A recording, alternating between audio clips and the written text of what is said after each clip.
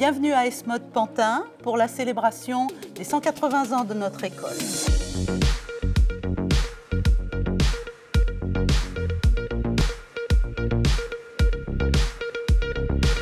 Aujourd'hui, nous allons faire une visite guidée de l'exposition que nous avons prévue pour célébrer ces 180 ans. 180 ans de documents, d'inventions, d'innovations que nous allons vous présenter en 6 ateliers qui correspondent aux 6 directeurs majeurs qui ont fait l'histoire de notre école.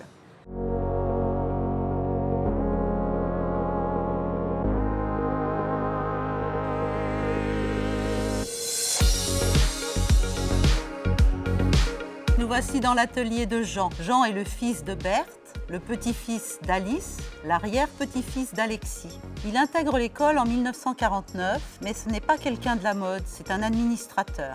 Pendant la Seconde Guerre mondiale, sa femme, Suzanne, a travaillé avec sa mère dans l'école de coupe. Mais quand Jean reprend l'école, il veut lui donner une dimension d'école. On est passé du cours Guerre-Lavigne à l'école Guerre-Lavigne. Cela veut dire qu'il va mettre en place toute une administration et notamment instituer des examens, des diplômes et permettre aux élèves de devenir quelque part des étudiants. En 1970, il se rend compte qu'un nouveau métier émerge, c'est celui du stylisme. Et donc, il va s'appuyer sur des conférences qu'il fait donner à André Courrèges et Jean Patou, de façon à montrer aux étudiants ce que c'est que ce nouveau métier. Il va donc fonder en 1970 le premier cours de stylisme. L'école a déjà grandi, il va devoir s'appuyer sur de nouveaux enseignants. Jusque-là, tous les cours étaient donnés par la famille Guerre-Lavigne. Et tout d'un coup, on va embaucher de nouveaux professeurs qui sont tous, ou presque, des anciens élèves. Ces anciens élèves vont donner des cours de prêt-à-porter, de haute couture, hommes, femmes, enfants, costumes de scène. Les élèves travaillent beaucoup sur des toiles que vous pouvez voir ici. Et ces toiles vont être évidemment le tremplin d'études sur ces nouvelles modes qui sont en pleine transformation. Les années 60 sont assez simples. Les lignes sont trapèzes et tout d'un coup, on va partir dans des délires, on est dans les années 70.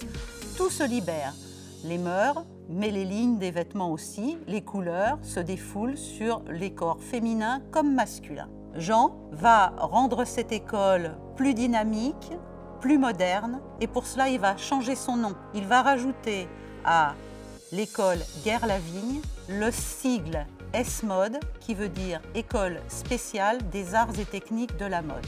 Nous serons donc à partir de 1976 à l'école Esmod Guerre-Lavigne. À partir de 1976, plus personne dans la famille Guerre-Lavigne ne veut garder cette entreprise. Jean va donc vendre son école à 2 héritières de cœur, Paul, sa secrétaire depuis 10 ans, et Annette, le premier professeur de stylisme de l'école.